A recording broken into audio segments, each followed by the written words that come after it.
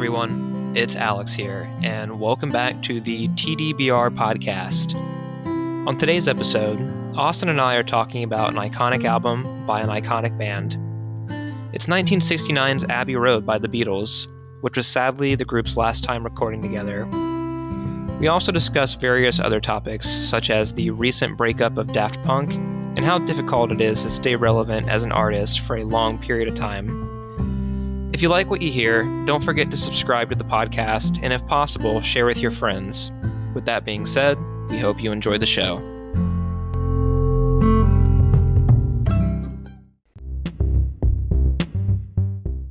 On a brighter topic, this album was fun.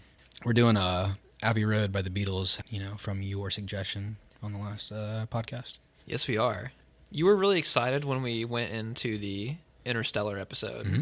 And I think this is my Interstellar. And I think I'll be you on Interstellar. I think this will be like a complete flip, just from your suggestion and then my suggestion. We're equally excited about it to show each other, but then you found that you liked Interstellar a lot, and I found that I liked Abbey Road quite a bit.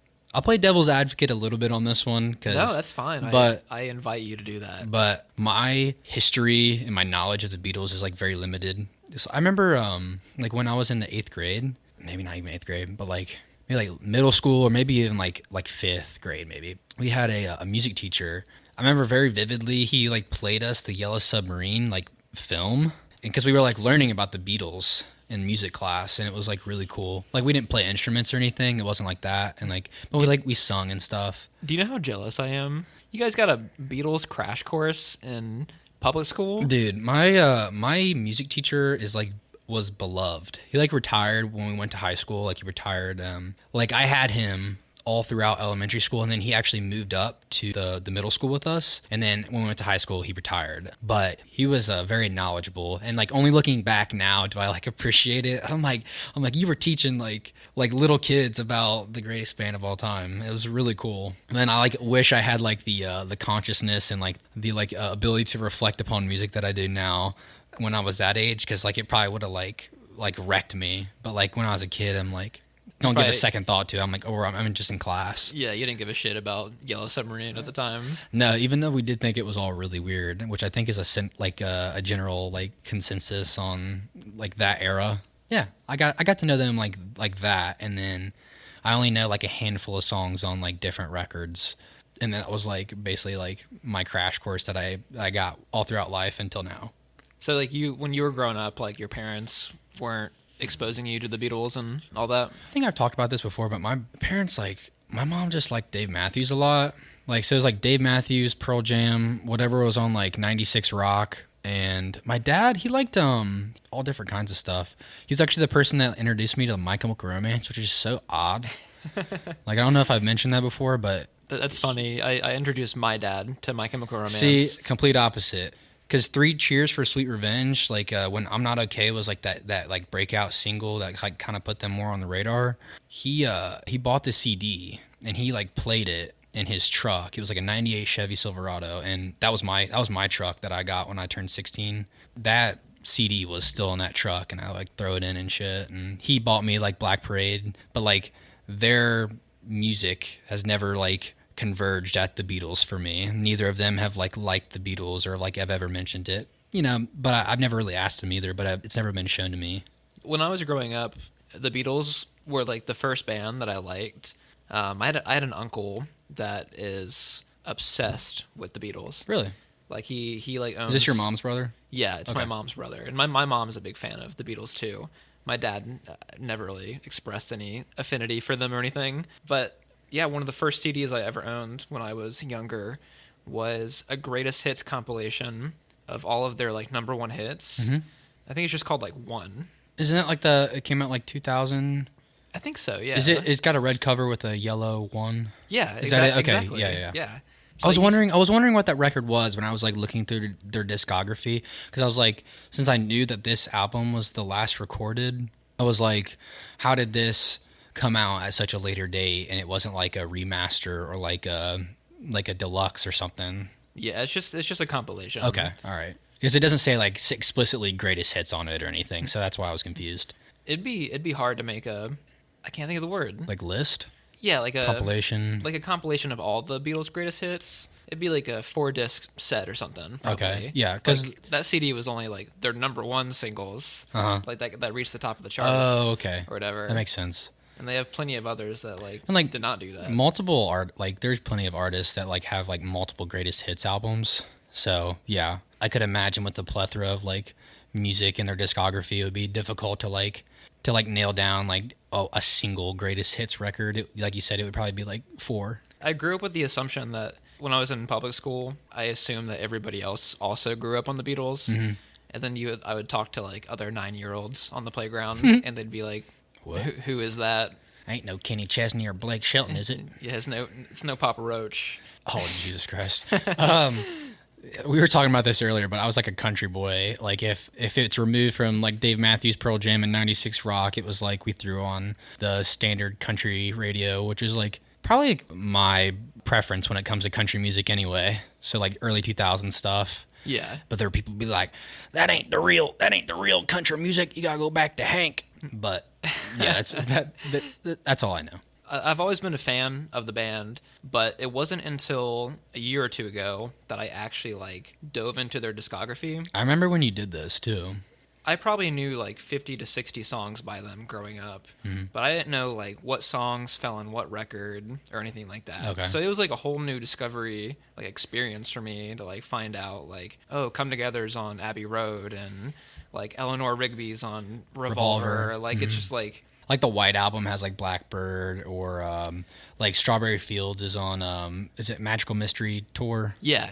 And some of the songs feel like they could all belong on each record. I feel like they could belong on any of the Beatles albums. Yeah, I mean they have like a pretty consistent like underline to their sound. Yeah. Although a big portion of like my favorite Beatles albums are like during their psychedelic age. Yeah. And this album does not fall into that subgenre. You're right. So you do agree with that? No, for the majority of the record. Because like records like Sgt. Pepper's and Revolver and Magical Mystery Tour, which technically Magical Mystery Tour is not considered a full-length album by them. Really? Is it like a collection of EPs or? Yeah, it's 2 EPs smashed together. Oh, okay. So like the side with like All You Need Is Love and Strawberry Fields Forever, like those are all like big single songs. Okay. And then the first half of the record is all these like weird experiments, like okay. Blue Jay Way and shit. See, like that. This is why I need you, because I don't know any of this. Yeah. Before we get too far, we should talk about our beverage. Yeah, before it gets too warm. Today we're drinking Goose Island Bourbon County, which is a special edition beer that they come out with, I believe, every Black Friday or something like that. Yeah, I think that's what I read too. And they usually come out with like 4 or 5 different flavors. It's February right now, so all of the special edition ones are sold out. But we were able to cop 2 of the last 3 bottles at the liquor store today. Right. Yep. So one's for aging. Yeah. We'll save it.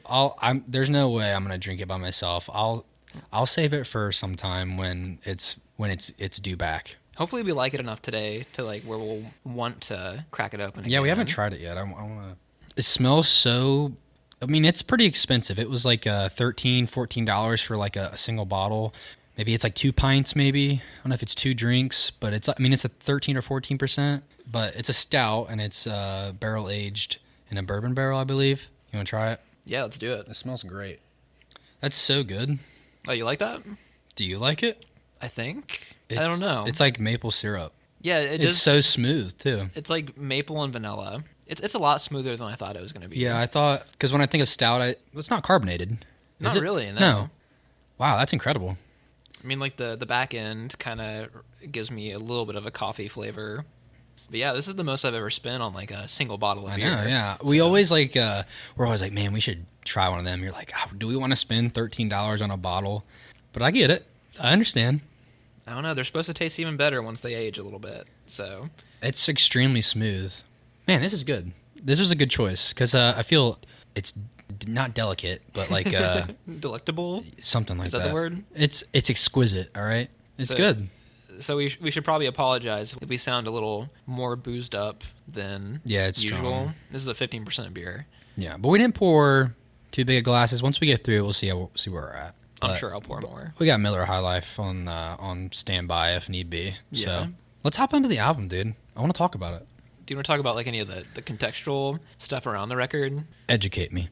I already know, but I want you to educate me. This is the last record that the Beatles, all 4 of the members, were in studio together for. And I consider it to be the official last album by the Beatles. But it released before Let It Be. Yeah, the Let It Be sessions, they recorded a couple months prior to the Abbey Road sessions. Apparently the band were miserable. Paul and John, I guess I could say like their bromance had soured.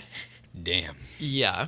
How does that happen? That's a sad thing right That's there. fucking... Dude, could you imagine if we were like, yeah, man, this isn't fun anymore. We're splitting up and doing separate podcasts. And I'd weep over my guitar. It is really sad because, like, when you think about legendary bands like the Beatles, Yeah. you want to think about them as, like, not human, like these, like, legendary...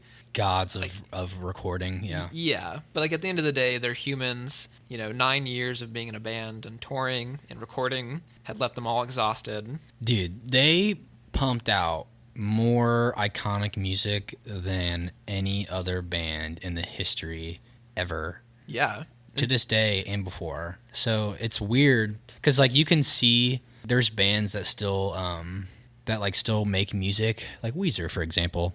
Yeah, they've been around forever. But have they changed at all? Have they changed their formula? They've dipped in quality up and down throughout the years. And they don't have the influence. Like one of the things that I recognized immediately after listening to many albums that only like you said 9 years is so much change in genre, and like they basically create genres.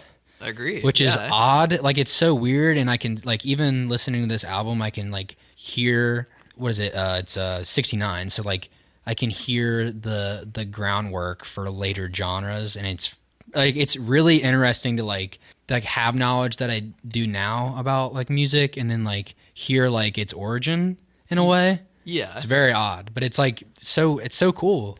Like I was so excited to realize like holy shit, like this band laid the groundwork for some of my favorite bands. Yeah. So it's crazy. Like this record came out in 69. It's kind of like a prelude to like classic rock in the 1970s. Yep. Mm-hmm. It's super ahead of its time. Weren't all their albums though? Yeah, they definitely were. But I mean, like this one it just feels like it's like leading into the next decade. Yeah, I agree. They're like creating this new genre for like other bands to take hold of. Someone's got to fill the space that they leave. But yeah, the Let It Be sessions didn't go so well. It was originally an album called Get Back, and it was supposed to be them getting back to their roots, like the most stripped down aspect of the band that they possibly could. None of them were happy with it. They got original producer George Martin together for one last time, and somehow this band that like were all sick of each other reconvened to make one last really great record. Yeah, I didn't feel like listening to the album. I felt like there's a few spots in the album where I feel like Ringo and like George were like on their own spiritual journey in a way, and like added their flavor to the album. Like obviously a Ringo song, Octopus Garden. I just felt like after listening to this, I feel like an immense sense of loss, like because I just know that like nothing like this is gonna happen again.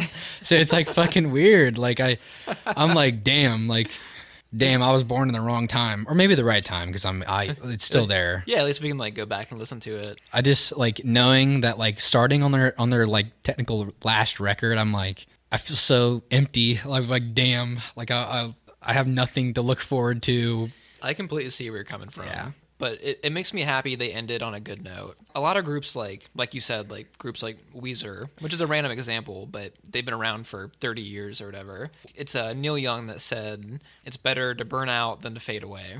Yeah. And the Beatles burnt out like I agree. Spectacularly. Yeah.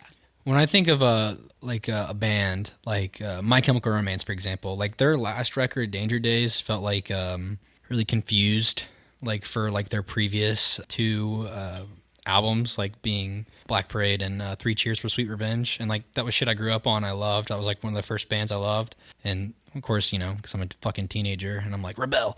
And like you said, like it's better to like it would be better to burn out than to fade away, because I feel like, damn.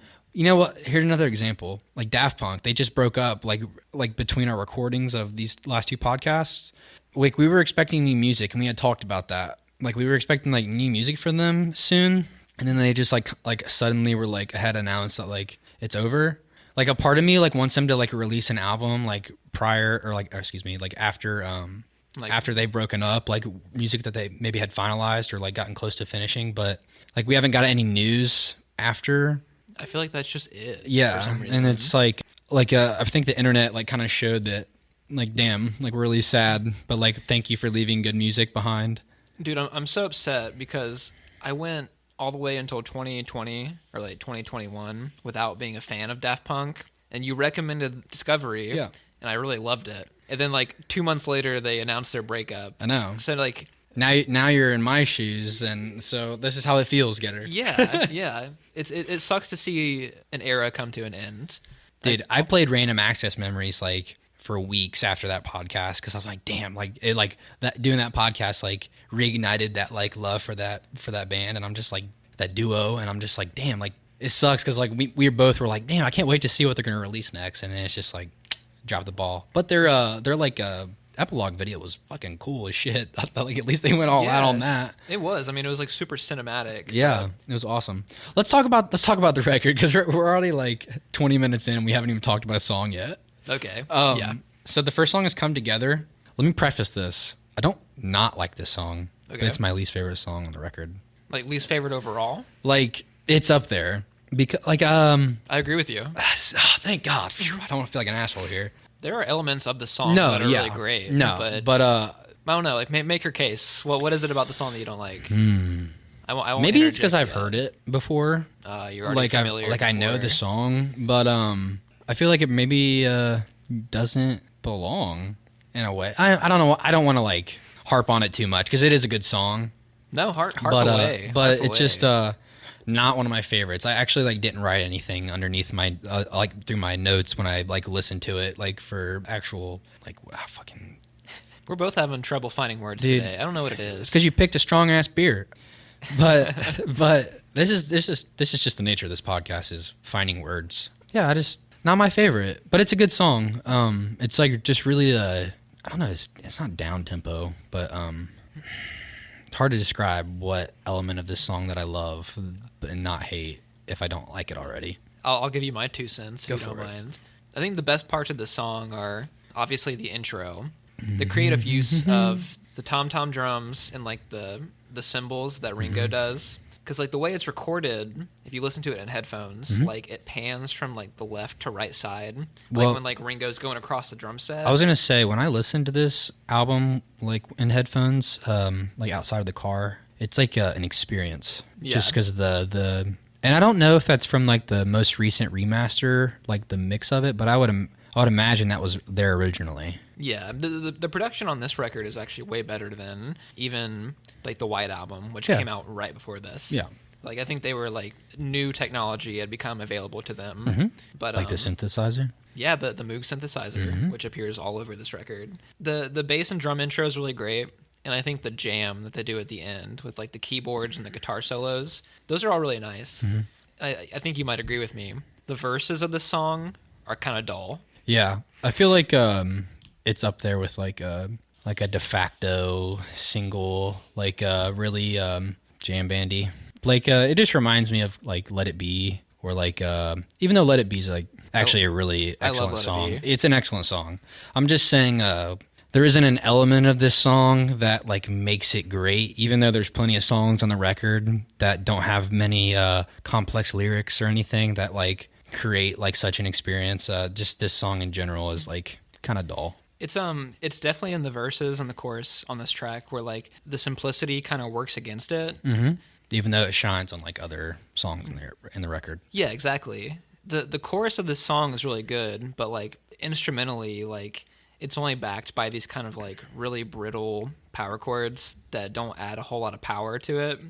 So like, yeah, the vocal parts of the song are a little weak compared to other tracks on the record. Although I think this would probably be a highlight by any other band, but it's just like it's the Beatles. Yeah, it's the Beatles. Like the guitar like solo is pretty good. Yeah, the like, jam at the end is like pretty great. Yeah, but it's just a jammy song, man. I agree. It's just not one of my favorites. No, me neither. I mean, but it's only the beginning. Come Together's never been one of my favorite Beatles songs. I'm glad to hear that I wasn't the only one. Yeah. Because I was like, I hope he doesn't mind. Well, before we even started recording, you said you had a least favorite song, and this was not the one I was going to assume. There's another one later on in the album that I figured would be it. Yeah, but we'll get to that. We'll get there. One of them's actually not that far away. Something, one of my favorites. You like the song a lot? I like this song a lot. I don't know what. I used to not like this song at all. Really? Yeah. I don't know why, but I just it's not. I mean, it's not like it's a super. It's not super far away from like what we just listened to on Come Together, but like something is like really warm. There's it's a lot more lush. Yeah. Like altogether. I was gonna say because like the guitar is like pretty bright, and then like there's a really like warm bass line with it, and it worked. And like the guitar, like the way it's produced, the guitar is like really low. Like the actual electric, like it's like lower in like the actual like volume of the mix. Yeah, it's not piercing through the entire like group or whatever. Mm-hmm. And I just liked I like just like how warm the song is. It's like you said, lush. Like it feels like smooth. I think the first two tracks really also showcase Ringo on the drums. He's a baller, dude. Like a lot of people will throw criticism towards Ringo Starr for being like kind of a simplistic drummer. But on Abbey Road, I think he actually shines quite a bit. There's a lot of songs on this record where it's just like I couldn't help but notice like how great the drumming was. Yeah, which is funny considering like their past or whatever. Ringo's like the bastard child. He is. Poor fucking guy. But I like this album. Like the drumming was great. It's because Ringo is a really good musician in a band full of like songwriters. Songwriters. Although, Ringo has randomly written some tracks across the Beatles' discography, and some of them are okay. His best song lands on this record, too. You're right. I'm trying to think of other Ringo pen songs from the past, but... Harrison wrote something, correct? Yeah. George Harrison, two of his best songs land on this record, too. Yeah. We talked briefly in the car about Harrison's solo album, and I feel like... Must Pass. Yeah. Do you know that, like, I had no idea that really, like, I can only ever remember Lennon, McCartney, and Ringo, and I'm like, who's that fourth Beatle? Like, I only know Ringo because he's the fucking meme lord of the Beatles. Like, he gets, like, you know what I mean? And so I didn't, like, I was like, who the fuck is the fourth Beatle? And, like, I was like, George Harrison. And I'm like, I'm a fucking dumbass. Like, I don't know how I didn't know that. It's surprising because he's, like, penned some really great songs for the Beatles. I mean, some of my favorites, While My Guitar Gently Weeps, and like Taxman and like shit like that. Taxman, yeah, on Revolver. I love Taxman. I do too. It's a funny one. It's just George is a little underrated, like in the scheme of the band, but I like the song, man. I can't wait to listen to this record after the podcast too, because I've been dying to like listen to it with you, and so like and I'm sure there'll be things that are like, fuck, we should have said that like on the podcast, but it always happens. Yeah, every time. But I like this song a lot. Do you have anything else to say about it before we move on to Maxwell's Silver Hammer? This track definitely displays even more of the 1970s rock isms. Yeah, okay. I was going to say that it feels like groundwork. Yeah, it definitely does. It's funny because like the Beatles never really hit this kind of sound before this record. I mean, the White Album had a little bit of it, but the White Album was like very splintered in its recording. Like, all the Beatles were kind of off on their own, doing their own songwriting. So, like, this was them all together, kind of like, hitting that sweet spot. But, no, I mean, like, Something's never been one of my favorite Beatles songs, like, in the grand scheme of the band. It's a great track. Yeah. I mean, it's a really good one. Maxwell's Silver Hammer. Bro, are you going to hate me? Do you hate the song? I don't love it. It's one of my least favorites. That's fair. But it's only because I wrote down, sounds like a saloon or a pirate shanty. Like, I don't like it. I can't. It feels so out of place. That's an amazing comment. Like, I was like thinking, I'm like, this sounds so fucking odd. Like, just like pegged in here, like on this album. It's funny because earlier I said, like, McCartney and Lennon, like, their bromance had soured. Mm-hmm. Like, Lennon was very critical of Paul's songwriting around this point. Mm-hmm. And he said that his songwriting was, quote, granny shit. Like, just like stuff that like old ladies would like. That's funny. Because like a lot of Paul songs have this like very sweet melody with like plunky piano chords. Like it's like not Yeah. it's not exactly the coolest thing ever, you know. I was gonna say that piano in this song, bang bang on that, and it hits that key. I'm just like, I'm like I can't get it. I can't get behind it. I'm pretty sure the rest of the band hated the song. Well, and I read up that like they like had to record it a shit ton of times and like until it got right for Paul. I'm like, damn. Yeah, Paul was being a little bit of a control freak. A bitch. Yeah. Yeah. It's all right.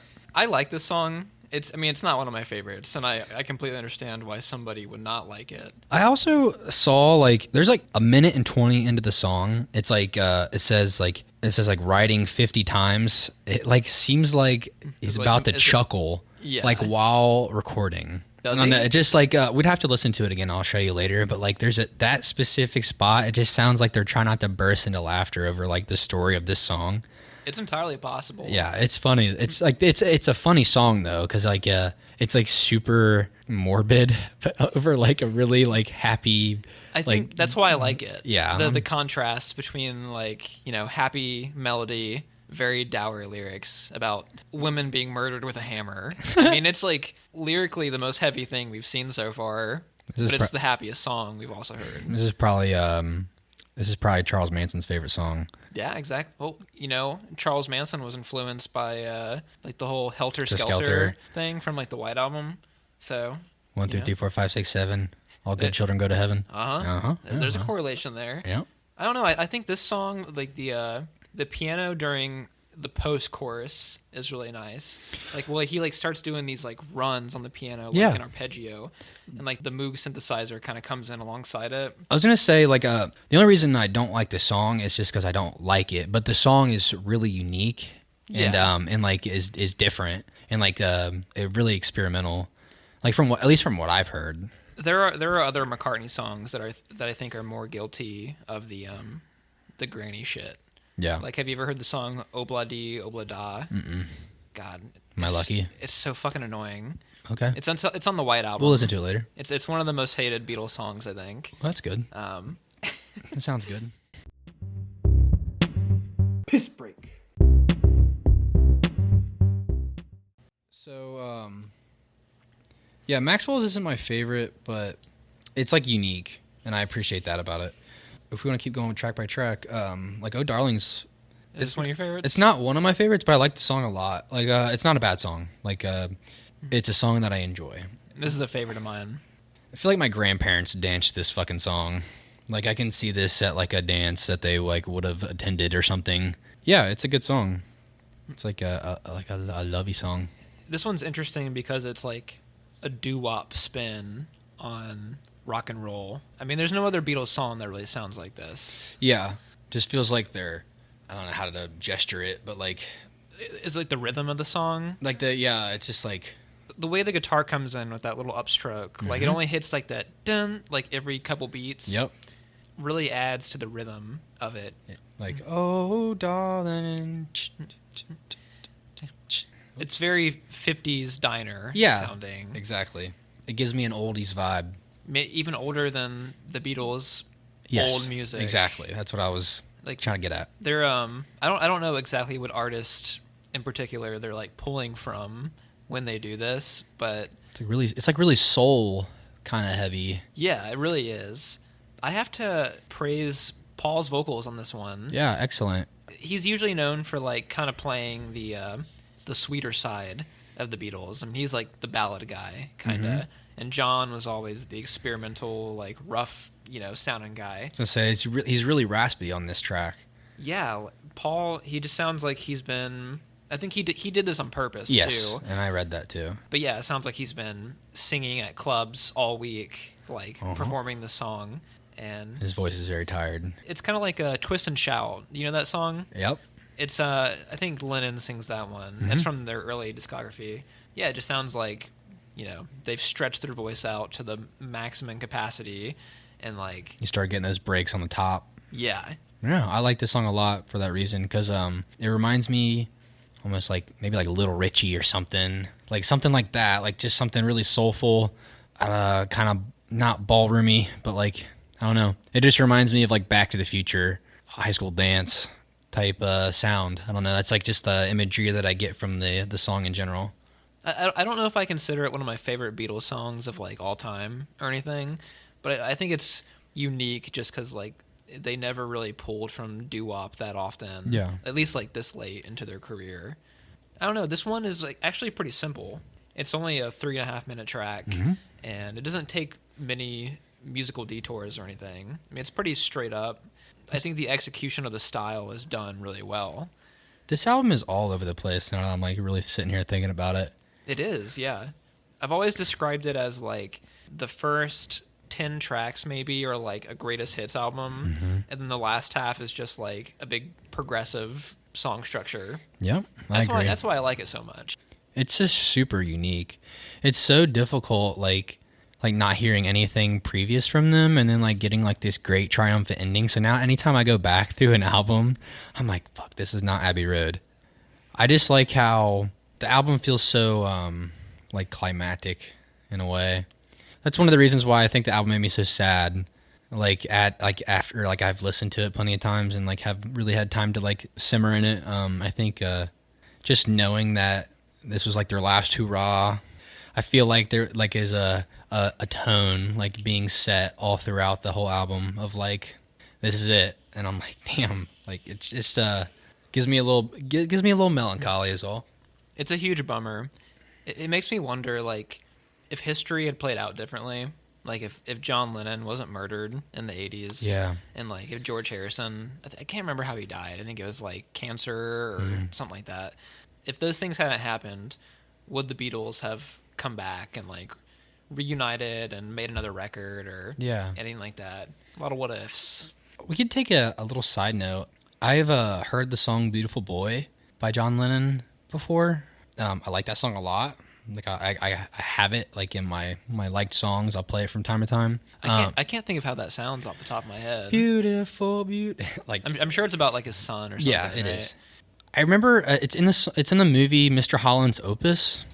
In Mr. Holland's Opus, I've seen that. Yeah, his son is deaf, and so his son can't experience music, and that like. And he's like a music teacher, right? Yeah, and but he like plays that song for him at the end of the movie. Like he like sign languages it to his son and stuff, or like not in the end of the movie. It's like towards the end, like back half of the movie. Damn, that's a fucking good movie. But anyway, I brought that song up to my grandparents one time when I was I don't know, maybe I was like 16, 17. I think I had just seen Mr. Holland's Opus for the first time, and I was like, you know that song? I think it's by John Lennon, "Beautiful Boy," and they're like, yeah, you don't remember? You probably were too young to remember this, but when you were a little baby, we used to dance you around the living room to that song. And like during that conversation, my grandparents like pulled out, because they still had like a bookshelf, like stereo, like in the bookshelf that they had there in the living room, and like put that CD in. And they were like, we used to put this in right here, and we would dance you around the living room when you were a baby to this song. And I was like, what else do I not know? Like, this is like, it was cool. I was like, that's so cool. Like, bro, you got more history with the band than you think you do. I guess. But like you saying, like when John like was murdered and everything, I was like, I just remembered like saying, like talking to my grandparents about that, and I was like, but like didn't he get murdered? And like, yeah, but like they're like, this song we used to dance to. I'm like, that's so cool. They're like sweet of my grandparents to do. While we're on the topic of John Lennon being murdered, on Come Together, you know how there's like that weird wisping sound, like it sounds like a voice at the beginning going like shh or whatever. It's John Lennon saying "shoot me." Yeah, I don't know, the way it's mixed, you can't tell he's saying it. Now, why was he murdered? Like I forget why. He was murdered by an obsessed fan. Oh, because when they found it was Mark David Chapman that shot John Lennon. And when the police found him, he was sitting on the curb next to like John Lennon's dead body, and he was, or maybe John wasn't dead yet, but he was like, you know, near death. And Mark David Chapman had his headphones on, and he was listening to the Beatles. Jesus Christ! After he killed him, it was just like some twisted mental illness thing. Yeah, but that's why it happened. It's random, completely random. Side note: I saw a clip from yesterday when he meets John Lennon, and he's like, "You're alive!" Like, because I haven't seen that movie, but I know you have. Yeah, I have seen that. But like during like my research, quote unquote, of the album and stuff that like came up on my YouTube recommended, and I clicked on it. And it's what would have been if he was still alive and stuff. It's just something to think about.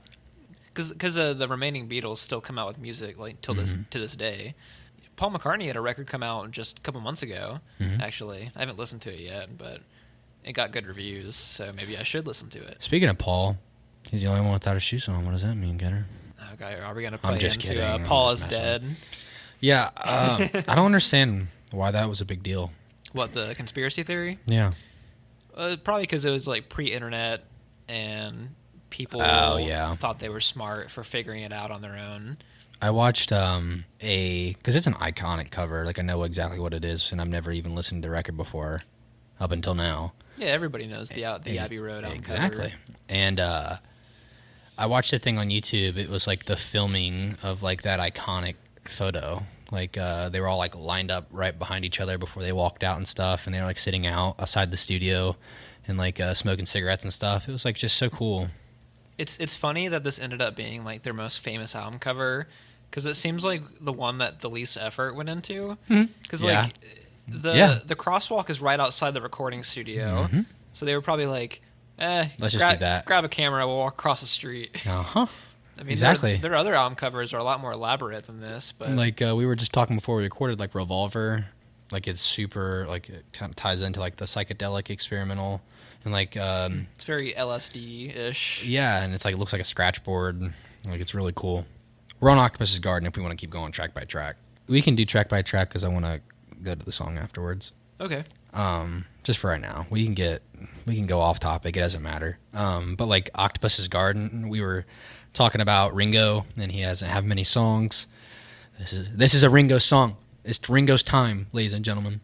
On previous records, like Ringo usually has like a song to sing, but it doesn't mean he wrote the song. Yeah. But this is like one of those rare times he wrote and sang a song. I think George it's Harrison. Pretty good. Yeah, George Harrison actually likes this song a lot too. Yeah. It is a good song. The thing behind it is that octopuses make gardens. Like, they make gardens like around them and stuff, like wherever they burrow. See, this is news to me. This is one of the rare times that on the Beatles you're gonna fill me in. Well, I was like researching it, and I guess like octopuses do make gardens of like things they find in the ocean. And I think Ringo, this is like, it was during, I think it was the White Album. He was like on some trip. A physical trip or like an acid trip? Like he went on a physical trip, like on a vacation. That was a good one. You never know. But yeah, they went like scuba diving or something and like saw an octopus or something. Not scuba, or maybe like snorkeling and that was kind of the thing. And that was like his inspiration for the song. And like when he got that little lesson of like Octopus's Garden, there's like bubble sound. And do you know how that was made? No, how was it made? I'm the fucking teacher now, ladies and gentlemen. Look at this. No, it's I'm enjoying this. It was milk in a glass and a straw, blowing air into it or something. Like, so simple. But yeah, sounds good though. Yeah, it's perfect. I would have never known the difference. Dude, I can't remember the last time I blew bubbles in milk. That's funny as fuck. But once you're past the age of 5, 9, I don't know. Well, I overshot it. I still drink milk, but not with the straw. This song kind of has like I hesitate to say it, but like not country, but like a rockabilly, like. Yeah. No, it's super. It's twangy. Yeah, that's a good word. I was Yeah, gonna say it's not country, but it's like another moment in the record where like, God, this whole fucking record's like this, but like it's just all over the place and like all different types of sound. Mm-hmm. And this is like one of the another unique moment. I say country because on some of the other records that Ringo has sang on, he always appears on like the twangiest tracks for some reason. I don't know. His voice, I guess, fits that style. Personally, this isn't one of my favorite tracks. No, me neither. It's actually on my least favorite track list. Is it? But it's not bad in the way that I thought like Maxwell Silverhand was. Not one of my favorites, but it's extremely unique and I respect it. But I don't play this song ever when returning back to the album. I would never single this one out. Yeah, exactly. It's more of just like if I'm playing the record from front to back. Which is what I did plenty of times. That's why. Yeah. That's the only reason I've heard it so many times. But like, there's other songs in this record that I'm like, I'm picking that one because it's just my favorite. Before we exit this track, I do think the slide, like the lead guitar on this song, is excellent. The pre-chorus on this one's really good too, where the keys come in like dun dun dun dun. That part's really good. But I think like overall, like this, like it kind of reminds me of like Yellow Submarine, where like the track is a little gimmicky to a degree. That's why I don't like Maxwell Silverhammer so much. That's a good way to put it. That one's a little gimmicky too. It's gimmicky. Yeah. Although I like that one better than I like this song. Because you're evil and you like. Never mind. Dude, I'm a sucker for Paul. Yeah, like you're a fucking groupie. A lot of people prefer John over Paul. I actually like Paul a little bit better. That's fair. Paul's got a great ear for melody. I don't have that strong of an opinion yet. Oh yeah, so yes, that's true. If I had to pick anybody so far, it'd probably be George or Lennon. I don't know. I haven't had time to simmer on that. I've only really listened to 3 albums, and this is the one I listened to the most.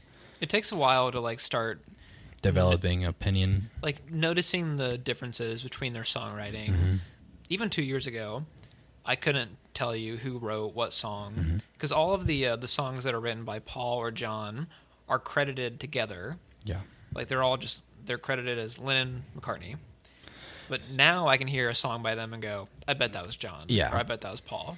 That's probably just like a tag on like things they disagreed on and like who was credited for shit. And that sucks. But it's a young man's ego, and that's what happens. And now they can't fight over it. But this next track on the record, you already know. I know this is one of your favorites. You already know. Getter, when I heard this song for the first time, my like soul lit up. Like, when I listened to the record for the first time, I was actually in the car at work, and I was like, I've already listened to a podcast I want to listen to. I don't feel like starting another one, and I wasn't really interested. And I was like, I got time. Like, I should, like, listen to this record, because, like, it wasn't long after you had suggested it. It was just a few days later.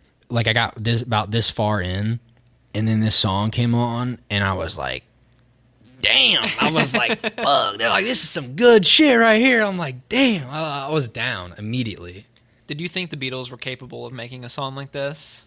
It does not sound very Beatles-esque at all. No, and that's why I was going to say, not something I thought they were capable of, and then when I heard it for the first time, it just, like, blew me by surprise. I was like, oh, I'm like, this is where that comes from. Like, this is where that sound, that, like, stoner rock that I love, like comes in. I'm like, this is a good song. And I immediately returned to it over and over again. Anytime I listen to the record, I'm like, asterisk, favorite song.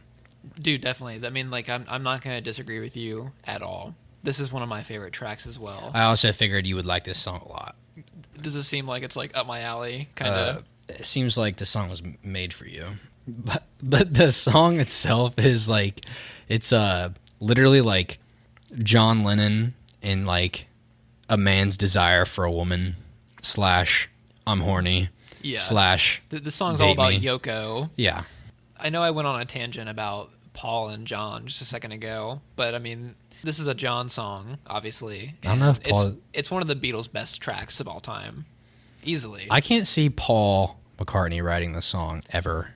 No, and like that's not. why I understand why there's like this tension between it. This record needed a song like this at this point. Because, I mean, like, the Beatles are known for having, like, a penchant for harmony and melody. And this song is a little light on that. Mm-hmm. Yeah, it's all, like Lennon's lyrics and, like, a guitar to, like, amplify his, like, emotion. Like, I want you. And then, like, it just... And, like, I can hear the bending of the strings. And it, like, I can, like, feel... Like, close my eyes and, like, I listen to the song, I can, like, see him, like, making a guitar face and, like, pulling up on the strings, and it's, like, very satisfying. The way the guitar melody matches the vocal melody exactly. like, as he's going, it's very reminiscent of, like, old blues music. This track sounds like progressive blues, but it also sounds like a precursor to heavy metal in a way. Yeah, I was reading that people were pissed that this song was tagged as a heavy metal song on Genius. Is it? It was, and then they got it removed, and then like someone's comment said, like, we all can sleep good now that knowing that this song is not tagged as heavy metal anymore. I wouldn't classify the song itself as heavy metal, but I think there are elements of like the chords that are played and like the tension that the song creates is very reminiscent of stoner and doom metal that like Black Sabbath would start doing only like a few months later. The song is called "I Want You," and then it's parentheses, "She's So Heavy." It's like two separate songs almost. Like it's not the sound of the song, but like it's like I want you so bad, I want you so bad, and it goes like a bridge into like "She's So," and then when he hits that that harmony type, oh, dude, this shit lights me up. I love it so much, and the also like the genius of like the transition into the white noise at the end of the song. I don't know if I'm the biggest fan of like the abrupt cutoff. I'm not either. But the transition leading into it is like excellent. For the longest time, I believe that the ending of the song was due to like the tape reel breaking. But it was a choice. Yeah. Yeah, that was not the case at all. Yeah, it was just like he's like right here. The original track is about 8 minutes and 4 seconds. And then, yeah, John pointed at like 7 minutes and 44 seconds. Yeah, 44. Yeah. And he's like, just cut it right there. Yeah. And that's the end of side one of Abbey Road.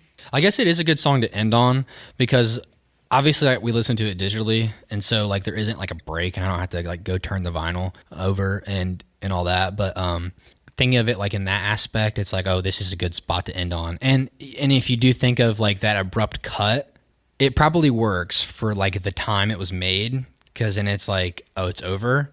And then you have to get up and then turn the side over to Here Comes the Sun. And it's like, well, maybe it works in that aspect because we're living in the modern day and we're like, and it's digital. Like it just goes straight and it goes straight into Here Comes the Sun. It's a stark contrast when you're listening to it on streaming. Yeah, like and then that switch between tracks is like super tonally disorienting. Yeah, because like the 30 seconds to a minute it takes to turn over a record, even like a listening experience, like for the first time through the record, you would have a minute to breathe. And like rather than getting that in like a digital format, you are like immediately greeted with like, oh shit, we're back to the Beatles. Like Here Comes the Sun. So. This track definitely deserves a breather afterwards. Yeah, this one needs it. That's what I'm saying. But we live in the modern day and we don't get that. Like, I mean, I guess if like this album theoretically was recorded, like say like a Radiohead album, like we've talked about it before, like Radiohead albums, they give like breather songs or like we talked about it in Daft Punk. There's like breather songs through like every fucking banger there is and stuff, and so exactly. It gives you time to like marinate, and then like. This album doesn't do that, but we're talking about like physical like tape recordings of like songs and stuff, and they were limited by the technology, and then so that comes through on the vinyl, and then that's the end of side A, so that would only create the end of that side, and that would be your breather. It's just different in a digital age. How many people do you think that own this vinyl thought that the record was like broken when it hit that abrupt ending at the end? Probably. They're probably like, something just happened with my record player. They're like, what was all that noise? So many people were trying to return their record to the store like, well, it's missing the last 15 seconds of the song. That's funny. That's one of my favorite songs. Oh, like, this one's killer. Like I'll carry that song with me for the rest of my life, even if I forget about any other song on the record. Like this will be, if I can find a place for it on a playlist, it will be there. I really like the aspect of the song where after each She's So Heavy part, when the drums come back in for the verse again, there's like a new swagger to the rhythm every single time. Yeah. Like it like gets a little like Latin-y and like jazzy. Like Ringo switches it up on the cymbals a little bit that like gives it this whole new tonal feel. I don't know. It makes the song even that much more special. Do you know, every time I hear the song, I always want, because he stops with, she's so, I want that hard, like I want that heavy. Yeah. I want it. And then it's like solo. And I'm like, you tease me. But it's just, I could gush about this. We could talk about this song forever. But I have one last thing to say about it, actually. Say it. Do you remember Adam that we used to work with? Yes. Last year, I went and saw his band play, And it was like a couple days, or I think it was like the day before I left for New York. And it was only a couple of weeks before the pandemic hit. Yeah. And I went and saw his band live. His band covered this song. Really? That's fucking awesome. And like usually, like when people cover Beatles songs, I consider it to be like a little sacrilegious. Like, like don't cover a Beatles song. Like people covering like a Kiss cover band type deal. Yeah, like it's just like I don't want people to touch Beatles songs. Really, Adam's band like killed. Really? Like, not only did they cover the Beatles, but they chose like one of their most complicated tracks. That's awesome. I'm so glad you told me that. And they fucking killed it. That's all. I wish I could have been there. Yeah. I mean, I would have discovered that song that night. That's awesome. One more thing, actually, about this this track. Go track. for it. Yeah, no. Paul's bass lines on this track. Like, you know the little breaks where it goes like dun-dun-dun-dun, dun-dun-dun-dun, and then like the bass kind of fills in like the intermediate parts. Like Paul is really known for being like a great piano player and singer and writer. His bass skill on this record is like really showcased, especially on tracks like this. And earlier you said that Something has a really great bass line. Dude, the bass line is like insane on this song. I can't wait to listen to this song upstairs. Like, oh, me either. I'm hyped. I'll stop gushing about I Want You, though. It's a good song. Dude, yeah, I love it. I can talk about this song all day. Yeah, Here Comes the Sun. Another great one. Yeah, it's a good one, man. This is one that you were familiar with before listening, right? Yeah, this reminds me of like Woodstock. I don't know. It's like a really happy, obviously. It's like a very like upbeat, happy song, or like a cheerful melody. You play this song and then you put it on a playlist. It's the beginning of summer. You have this, an Electric Light Orchestra, Mr. Blue Sky, and you're rolling down. It's 75 degrees outside. It's a good song. It still plays well in today, 2021. Exactly. When I was at the dentist's office, I had my teeth cleaned the other day, and I played the record on the way to the dentist's office. And while I was getting my teeth cleaned, they were playing. Obviously, they have the radio. They have like a radio station playing. I think they had it on Spotify, or like Amazon Prime Music. Like I saw the computer, and this song came on, and like as this lady was like about to reach into my mouth, I was like, "Ooh!" I'm like, I just listened to this song in the car, and she's like, "All right." I'm like, "All right." I'm like, sorry, I got excited. Like, I just thought it was funny because like clearly not a Beatles fan. Or at the dentist's office, or she was just like pissed at like 11:30 in the morning. Yeah, and she's cleaning teeth for the third time today, and she's gonna do it for the rest of her life. But yeah, you know, a depressing anecdote about this song. Yeah, my teeth are clean though, so that's good. Getting your teeth cleaned is pretty happy. It's a yeah. I could feel my teeth again. Is this the lone acoustic track on the record? Like the one where like acoustic guitars appear? Because I can't really think of any others where like no other song really has like a folk kind of vibe going for it. Really. I think you might be right on the acoustic, but I'll disagree with you on the folksy part. But only for one reason, and I'll tell you later. In the medley. I already know what you're going to say. Yeah. Like the transition between You Never Give Me Your Money and Sun King is like, I feel like I'm in the fucking bayou with like the crickets. I wasn't thinking folk when it came to that, but I mean, I think I could see where you like bluesy type sound. Yeah. I feel like it's hot and humid outside during that song. A bayou is a really good way to explain that, actually. Like, I never thought about it like that. It's like a really smooth, warm transition. Also, like the production is excellent through that transition. Like when you listen to it with headphones on, there's like it feels like the track is like coming in left to right very slowly.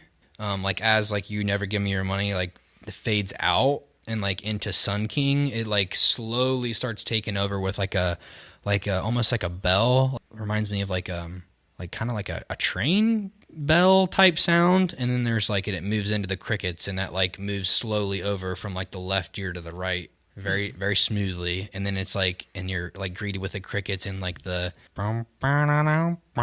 yeah you know yeah sorry there you go, there's my acapella for the evening. That was lovely. We shouldn't skip too far ahead, but like yeah, that's yeah, we'll probably talk about the medley as like a whole because we're not that far away from it actually. No, we're not. We're like pretty much right up on it. I love Here Comes the Sun, though. It is one of my favorites. You know, this is the most streamed Beatles song? Yes, I did. Like, by far, too. It's funny that it's a Harrison song. George Harrison, Ride or Die. He like, I mean, he always got, like, one track per album. And then, you know, they gave him two on this one.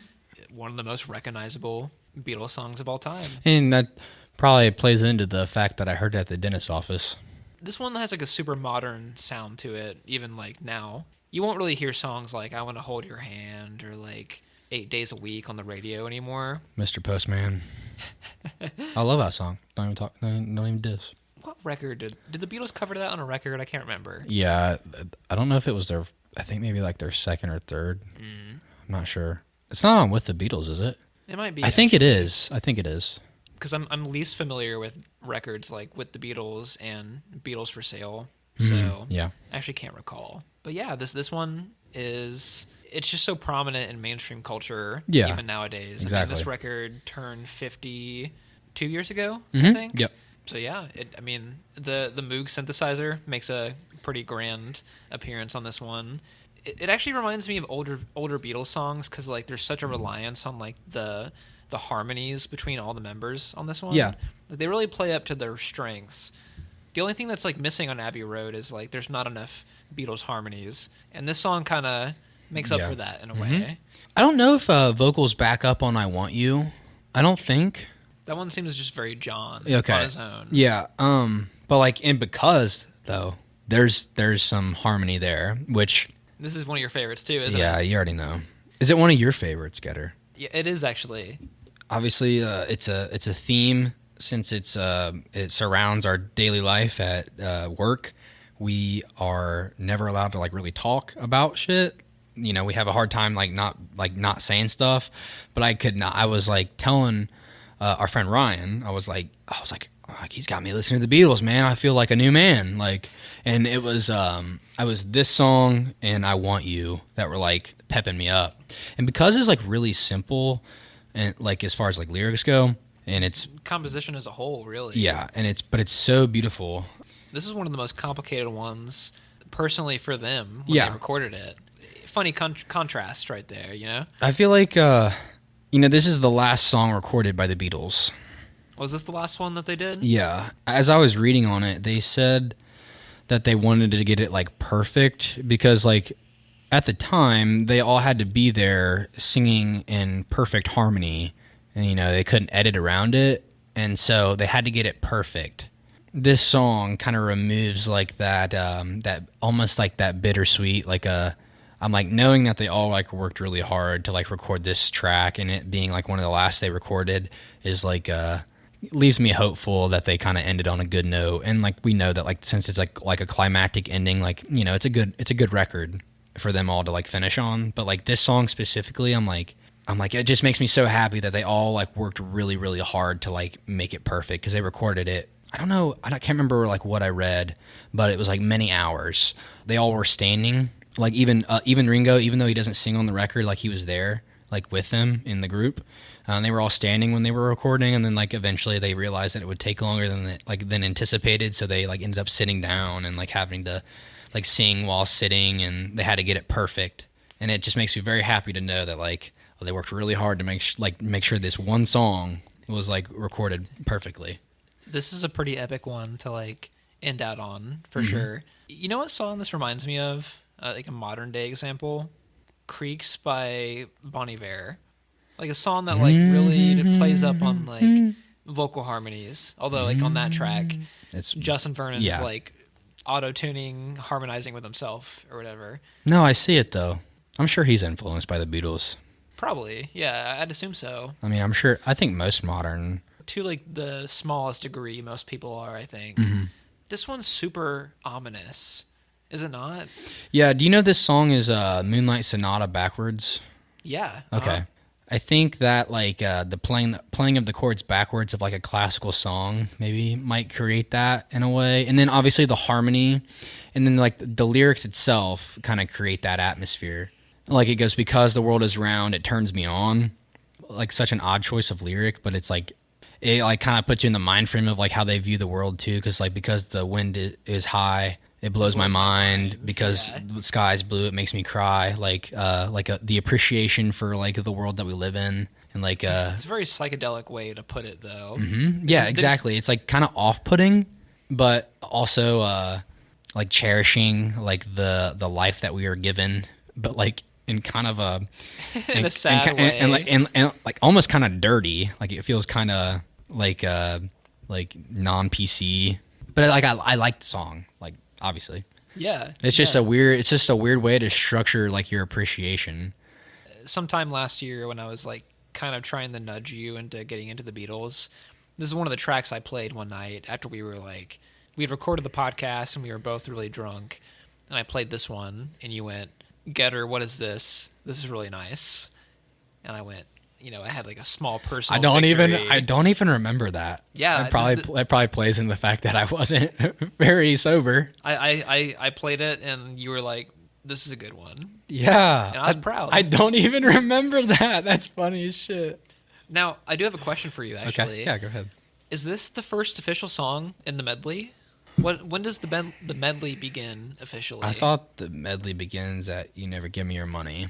Because not every song, and like now that we're moving into the medley, I'm not really sure, like, because every song does not perfectly transition into the next one. Like some of them are like flawless transitions. Yeah. And then some of them have like a little bit of silence in between.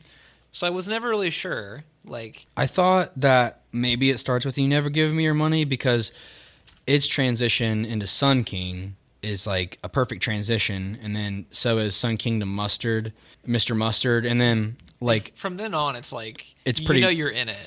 The song before plays on the current song in the medley plays on the song before it. "You Never Give Me Your Money" doesn't play on because. That's true. And that's why I thought it starts there. Because it goes from "You Never Give Your Money" to the end. The musical transitions on some of the songs aren't perfect. They at least incorporate like an aspect of the song before it, like Mr. Mustard into Polythene Pam. I thought the rhythm is like consistent with each other, right? Exactly. And then like she came in through the bathroom window. Like that's like you said, the rhythm like plays into each other, even though it may not be a perfect transition. Like as far as like one instrument to the next. When I listened to the medley, I couldn't think of help but think of "Sire" by Jaden Smith when he does the blue one. Yeah. And it's like one of the few things I enjoy by Jaden Smith. Yes, me too. There's a few songs on "Sire" that I really love, but I'm not like Jaden Smith is the new J. Cole. He gets listen where I'm going with this. He gets hyped up like in a way that's unnecessary because he's not that great, and he like wants to be so deep, but he's not. And like he has like this like social following behind him, or like that he like artificially creates around him. And I can see that, yeah. Like I feel like he's the new J. Cole in that aspect. I never saw us talking about Jaden Smith on our Beatles podcast. This is an interesting detour. Well, in this universe, in reality, in this dimension, it happens, but in another one, it doesn't. Only on Two Dudes Brews and Reviews. That's right. No, I can see where you're coming from. It's a reputation thing. He like is artificially creating like a greatness that he doesn't have. Yeah, which sucks because like I think some of his songs are really good. I think Jaden Smith's bank account has made some really great instrumentals happen. Like that's where like those blue tracks sound so great. His production isn't fantastic, but his like conceptual or like the following that he like artificially creates for himself or like I don't even know if it's a following, but like trying to be so deep but not really achieving it that well as far as like lyricism goes. Because he's got some pretty fucking corny bars. Yeah. Also, like J. Cole. J. Cole, like, "I'm the shit. Take a dump in the toilet." Like reference like that he likes to make. Like, you know what I'm talking about? Or he's just like, oh my God. There's a song that he's like, talks about like farting or something. He's like, I'm the shit or something. Girl, I'm the shit. I farted. Yeah, it's just some dumb shit. Like, it's really bad lyrics. Like some Big Sean shit. Piss break. So I guess like since we established that "You Never Give Me Your Money" is like the start of it. I mean, as far as I know, yeah, that's a good way to put it. I believe the song's about like a record label like drama. I'm sure it is. Yeah. Like same with like "Taxman." Like that's like another song that I think of. Like just like money. Yeah, that one's more about like government greed. Yeah, but like same kind of like general idea. I don't know. Like this one's more like prostitution of a fucking band, basically. Yeah, which I'm sure like they felt at this point. Yeah. At the end, all exhausted, like the way they were. I don't know where I read it, but I saw a quote of like saying like recording felt more like school and like you sign this or like sign that and like sign here rather than like going in to make music, which I'm sure only like being that big like only like adds to the pressure of like trying to record music and like and like the business of it, and like that would remove like the original of like just trying to make it as a band. It would like remove that wanderlust of like trying to make it big, and then like once you make it you can never go back to being small again. Yeah, which is like fucking weird, because I always like to think that like, man, if I was famous, how would I take it? And I'd probably be pissed after a while. That put a little bit in perspective for me. A lot of people have opinions like, this band's famous, quit your bitching and like, record your hit single. You know, these people got into it for the art when they first signed up to do this shit. So it's not all luxury. They got different problems to deal with. Yeah, because there's never that privacy of being a normal person again either, which is another thing to think about. Like, I remember being in New York City like years and years ago. Won't catch me there anytime soon. I remember seeing Katie Holmes when we were walking around. And we're like, oh shit, that's Katie Holmes. Like, they're like, hey Katie, and I'm like, this bitch probably just trying to get some lunch. Like, yeah. Like, you know what I mean? I've never ran into like a famous person in public. I've always kind of like imagined the scenario in my head where like, what would I do? My stepbrother met Logic in L.A. a couple years ago.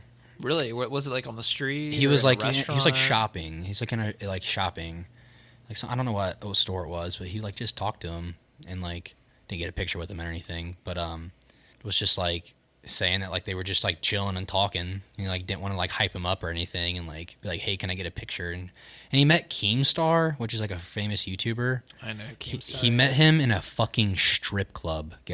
It was fucking legendary. That sounds like the place that you would find Keemstar in. Yeah. Oh, for sure. Yeah, that's what I'm saying. And I just think it's funny. My stepbrother was like, he was like loaded with cash. Like it was silly.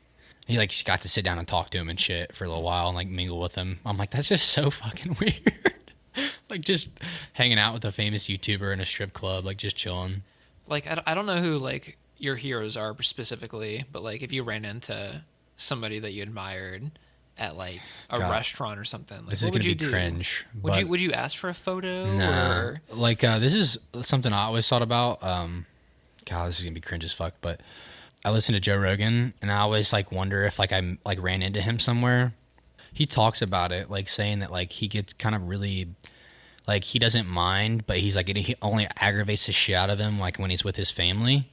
And that he's like trying to eat dinner and shit, and like people come up to him while they're like eating a meal, and he's like, perfectly understandable. And he's like, I'm eating a meal, and then but like he has kind of like mastered like his aggression a little bit, and just is like, I'll take one with you when I'm done.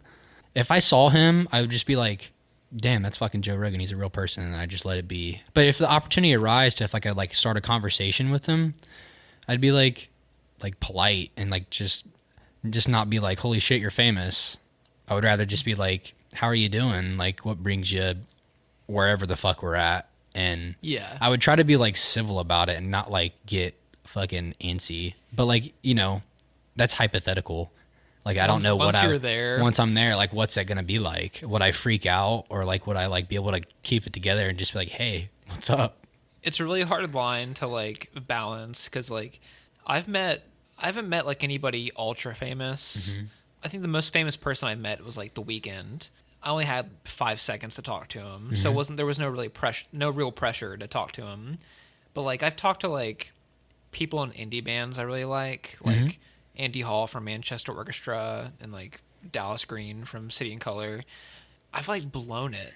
Yeah, when I've met them. It's weird. I've like frozen up, like starstruckness. Yeah, out of these people that like probably don't have a whole lot of money.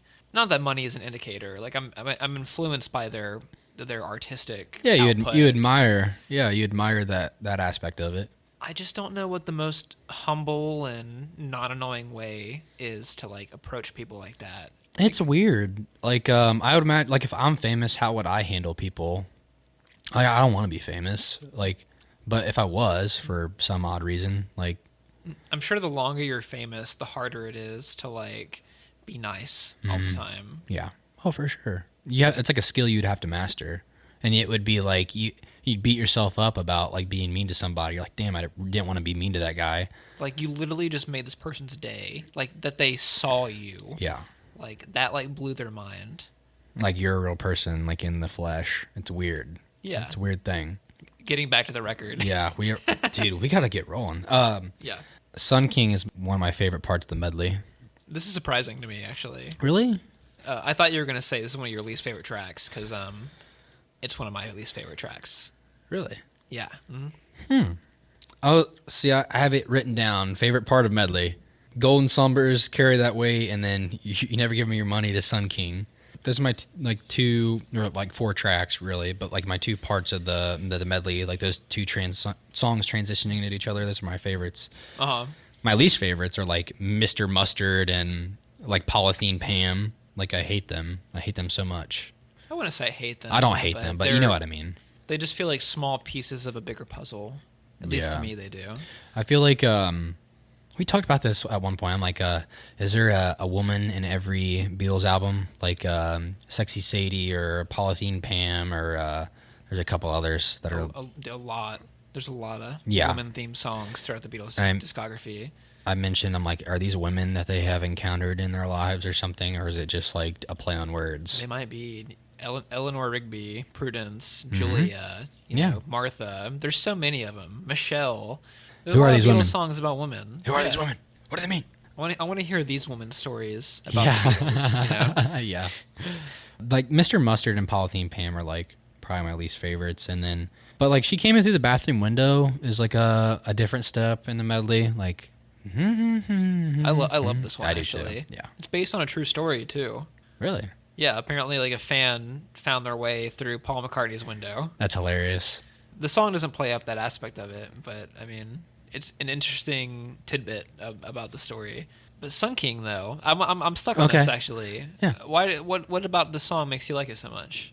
I like the down like that. I guess it's a bass line. Like what? Like the. Boom, boom, boom. I think it might be guitar. Yeah, you're probably right. Maybe. I don't know. I have no idea. It's like just super warm and like deep, so it's why I thought maybe bass. But this one kind of sounds like a sequel to because it's got those like triplet harmonies going for it. It's like real simple. Maybe that's why I like it. It's just really slow, and it's like songs. It creates a little bit of an atmosphere, and that's why I kind of like it because it comes off "You Never Give Me Your Money," and like it's just really like ambient and like the crickets. I don't know. It's just different. I like that aspect of it, and it's different in like in ways of like Octopus Garden or like Maxwell Silver Hammer. It's like different, like it like kind of unique, but it's not as gimmicky, I guess. And it like reminds me of Because and I Want You, because they're just like slower or like create like a, I don't know. It just creates a different atmosphere compared to like the upbeat parts of the medley that are like, you know what I mean? And that's fair enough. I don't know why I like it so much. Maybe it's just because of that atmosphere it creates. Like especially the crickets. I just thought like it was different. I don't think that I have an argument against why I don't like it that much. And it's not that long. Well, I can't say that I dislike it. I mean, it's just one of my least favorites on the track list. But I have no real argument against why that is. Yeah. I think like maybe the track Because kind of accomplishes the same thing this track does. I don't know. I mean, like I think I actually lose this argument. I think you're right. You're right. Yeah, I don't know. I don't like Mr. Mustard though. I hate it. I don't know. I just feel like it's a fucking Muppet song. I don't know. I don't like it. Yeah, it's just like an unfinished idea. But I mean, that's what the point of the medley was. Yeah, that's true. They're like, well, let's just like throw all these snippets together of like songs we haven't finished writing. I don't know. I don't have much of an argument against Mean Mr. Mustard or Polythene Pam being not great tracks because my favorite lyrics on the whole record is on Polythene Pam. What's that? Talking about, but she looked like a man. Like, thought that was funny. Like, She was like, she's so pretty, but she's so hot, or like, looks like a man. Thought it was funny. It's a fair assessment to say these are the weakest parts of the medley because they're the least developed. They're a minute and 6 seconds and a minute and 13 seconds. Yeah. So I think each song on the medley is like under 2 minutes, maybe. yeah, you're right. Except for "You Never Give Me Your Money," which is like a full length track. Yeah, basically. and it kind of just starts the rest of it. And then I like "She Came In Through the Bathroom Window." That one actually feels like a real snippet of a song. Yeah, It feels like it could have been like a fully developed track compared to like Mr. Mustard or like Sun King. I feel like even Polythene Pam could feel like it would be a whole song too, but that one specifically, like it just it seems like a recognizable Beatles song to me if it was a real song, like a full length song. "She Came In Through the Bathroom Window" is interesting because it like switches between these like pretty poppy verses, and then it like kind of like gets a little bit of Latin flavor. Mm-hmm. There's like a key change, and like this like the only way I can describe it is like spicy guitar comes in. Mm-hmm. Like it's got this Yeah. like burningness to it. The only time that Like Sriracha. yeah, it's like sriracha flavoring on your guitar solo. Because the only other time that really appears is on like "She's So Heavy" or "I Want You, She's So Heavy." Yeah. So yeah, that track's really good. And "You Never Give Me Your Money" is one of the best tracks on the record, in my opinion. Mm-hmm. I agree. No. You like that one? Yeah, that's one of my favorite parts. It's the melody is so great for the first minute or so, and then the track never returns to that very beginning melody, but the melody returns on "Carry That Weight." Feels like a continuation of "You Never Give Me Your Money." Yeah. So it's a nice little turnaround. Yeah, you said that. You said that for me. I was going to say that too. I like the song "Golden Slumbers" a lot because I know the song is like a lullaby type song. Yeah. Or like that. At least that's its influence.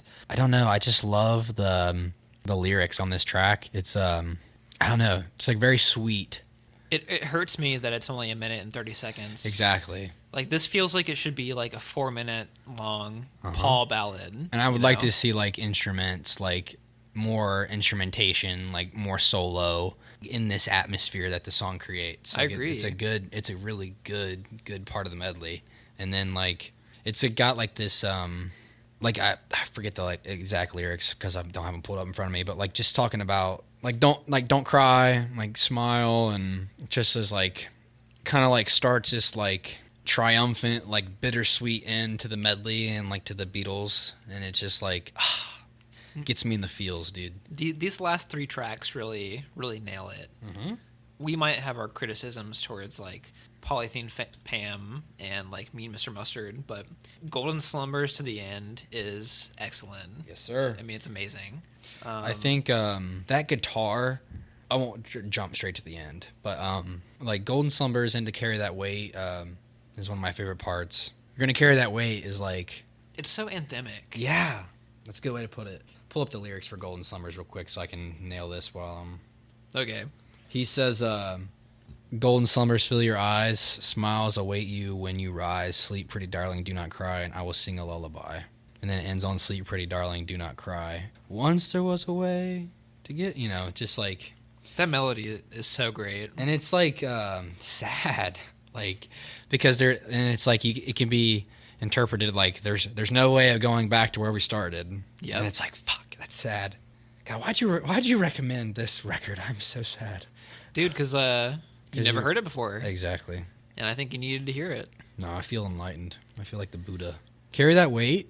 These last few tracks are real short, so it's hard to like pinpoint individually. But I mean, they all cohesively transition into each other. Like at this point in the medley, like the transitions are like effortless, starting with "Golden Slumbers." Track by track, it feels... Yeah. This is where it really starts to feel like one big song.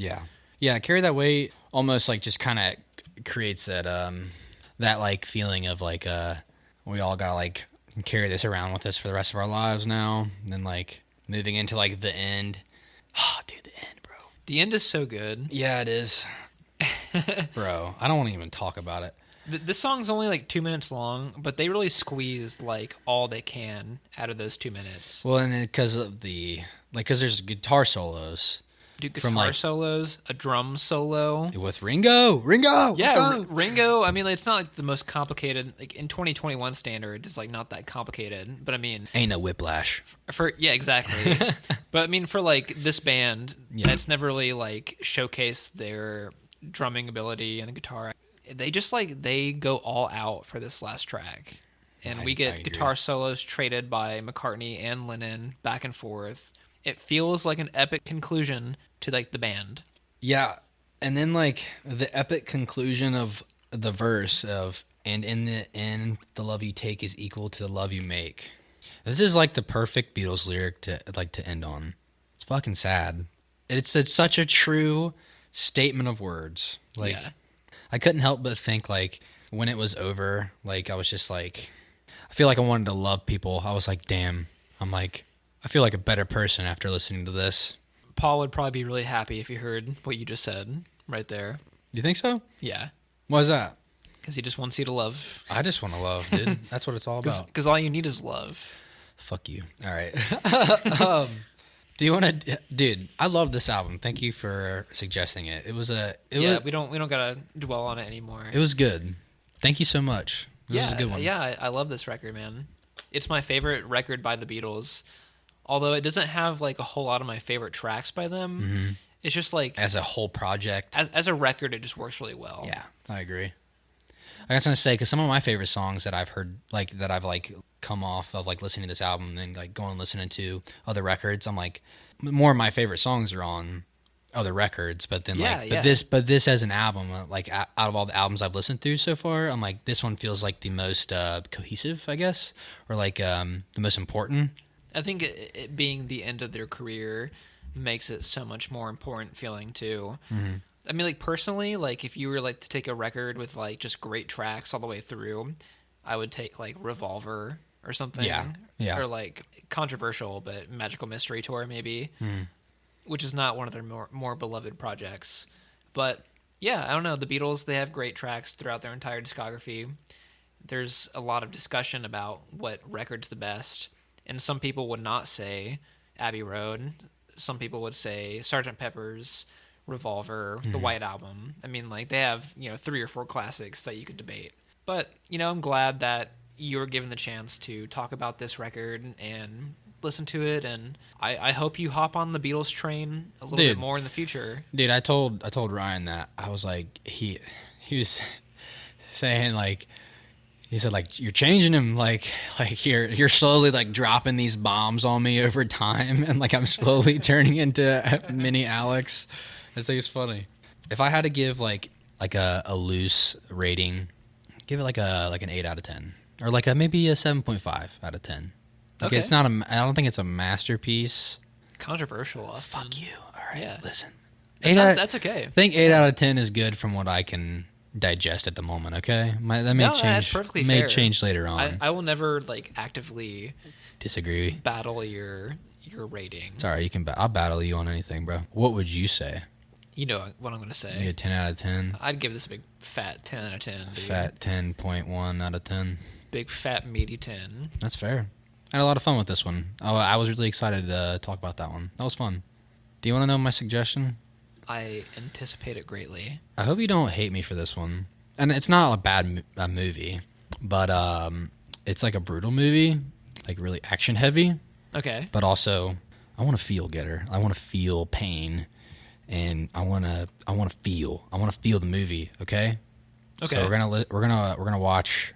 I think it's 2019.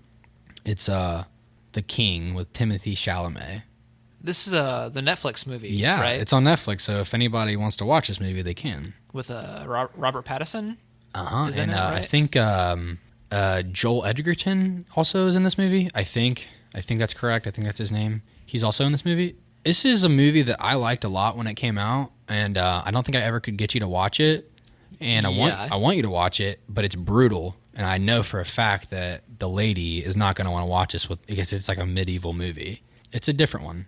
So I will preface by saying, normally I hate period piece movies. You do. So I'm not going to like pre-dictate what my opinion is going to be. Like I might watch it and think it's great.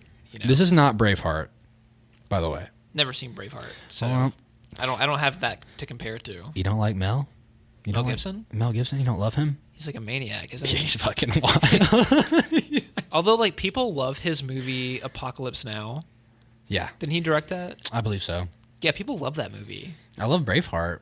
Yeah. People love, like, Passion of the Christ and shit like that. Jesus Christ, yeah. Yeah. No. Literally. Yeah. But the King will be interesting for you to watch, but I don't even like it for the action. I will preface that.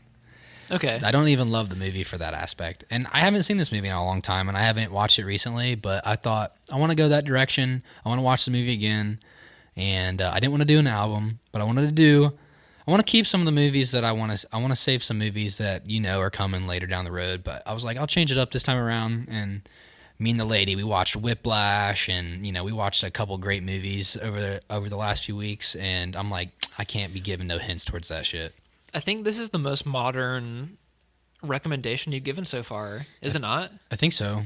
Most of yours have been like from like the 2000s. Yeah, this is a pretty modern movie for a period piece, and I'm excited to hear what you have to say about it. You might not even like it, but I love it. I have no idea what I'll think about it, but I like Robert Pattinson, and for the most part, it's good. It's good in this movie. It's funny as fuck. yeah, I'm an open-minded man, so I will give it the fullest of chances. Good. I fucking hope you like it. Yeah. All right, dude. That was fun. Yeah, I'm glad you listened to the record. We should thank the listeners for putting up with our drunk antics. Yes. Especially mine. Said you're worse off than I am. Yeah, Or worse off. Yeah. This bourbon shit's like killing me. It was delicious. I liked it. I'm gonna keep going though. Yeah. All right. Well, thanks, ladies and gentlemen. Yeah. Adios.